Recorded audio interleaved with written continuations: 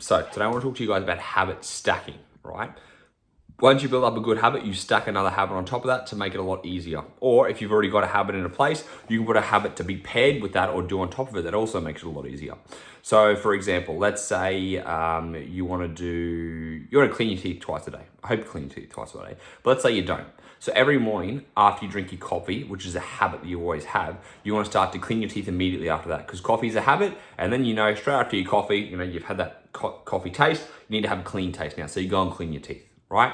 When it comes to, being healthier and fitter, you try and think about how can you add something in. So for example, a habit that I've been trying to work on is running to build my shins back up for the load, because my shins have been I have a good cardiovascular health system. I have a good aerobic system, right? So cardio is not my downfall, but my shins are because my cardio is so good, I can run for a far period of time. The issue with that is that my shins start to hurt because they're not used to running for so long.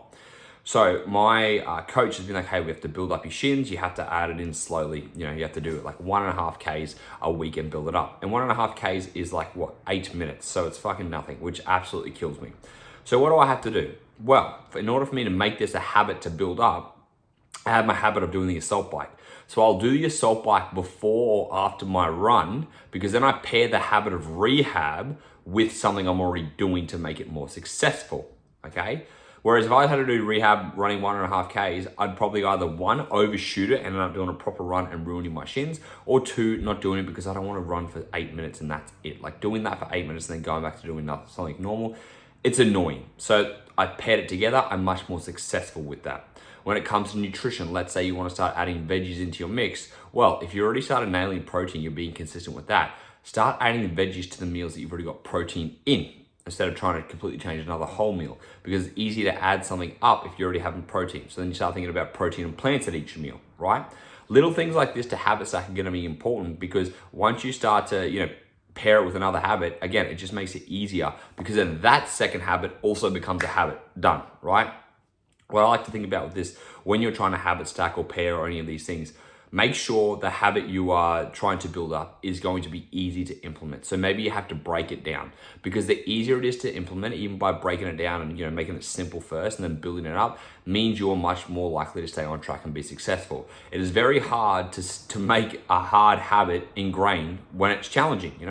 Everyone knows what this is like. When the habit is hard, it's like, fuck man, like I don't want to do this. It's it takes so long, or it does this, and it's like, make it simpler. Break down that habit, okay? When you're able to break down that habit and it just makes it simpler, it just means that you can do things it just makes life easier overall, I guess you would say.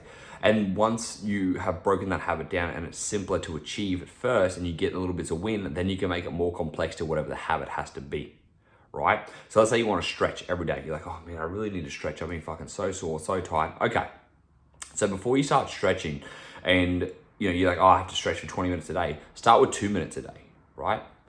2 minutes, what that's gonna do? Well, guess what? It's gonna build up the momentum, because once you get to 2 minutes, then you go to 3, then you go to 5, then you go to 10, then you go to 20. You build yourself up. Going from 0 to 20 is so hard because it requires so much effort that you're not inputting at the moment. You're like, oh, fuck, now I have to do this and this. And it gets challenging, right? So instead, if we focus on trying to do a little bit less and make it more implementable by breaking it down, and you start to achieve it, then you can add up from there. This stuff seems simple, yet we don't do it, because we always think we can do more than we actually can. Like, we always have this ego thing like, oh, no, I'll be able to do heaps. And it's like, well, if you can, why aren't you doing it? And it's like, it's because we're fucking human, man. And having energy and momentum to do things actually is challenging when you think about it. So think about that, right? Like, don't rush to do this. Take your time with it. It's okay if it's going to take a little bit longer to build up a habit, because you want that habit to be ingrained. And as impatient as we are, like, oh, I want to get it in right now. Like, it's not going to happen right now. It's going to take fucking time. So you got to play that patience game. I know it's frustrating. I know it's annoying, but it's like, break it down, pair it with something that's more easy for you to, pair it with something that you're already doing, so it makes it easy to achieve, and then you can build up that habit from there. So that's just a simple little lifestyle tip for you guys this week. I hope it helps. If you have any questions, send me a message on Instagram at tysonthetrainerr with 2 R's. And as always, if you enjoyed this, please share it, tag me so I can see you've been watching it, and I'll speak to you in the next episode.